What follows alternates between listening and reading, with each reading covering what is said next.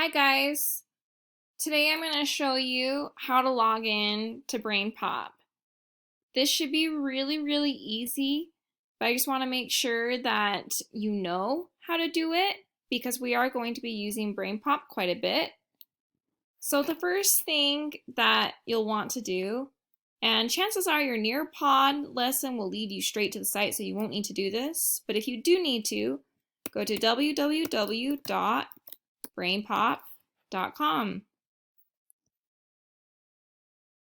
The second thing you're going to do is you're going to click Login. Okay, you can already see I've typed in the username before. It's Birmingham 4th grade. Pretty easy. It's really important that you type my name and 4th grade exactly as is. Make sure you capitalize Birmingham and capitalize grade. And then the password is 4 and then TH, and you can't see it, and then grade.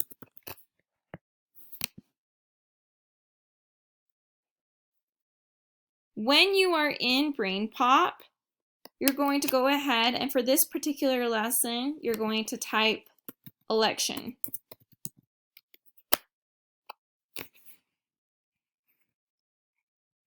Oh, actually, just kidding. You're going to do voting.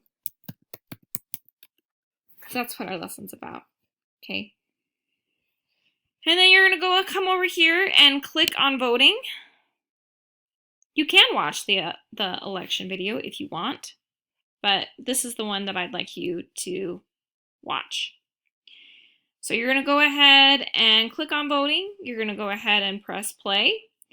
There's also, after you watch the video, there's all these other really cool things that you can do. There's a game you can play. There's some vocabulary things that you can do. I'm not sure what all of this has to offer, but you're welcome to check it out. I hope this helps as you do this part of your Nearpod lesson. Please watch the whole video. It's 7 minutes long, but it's Tim and Moby, so it should be a great time. Thanks, guys.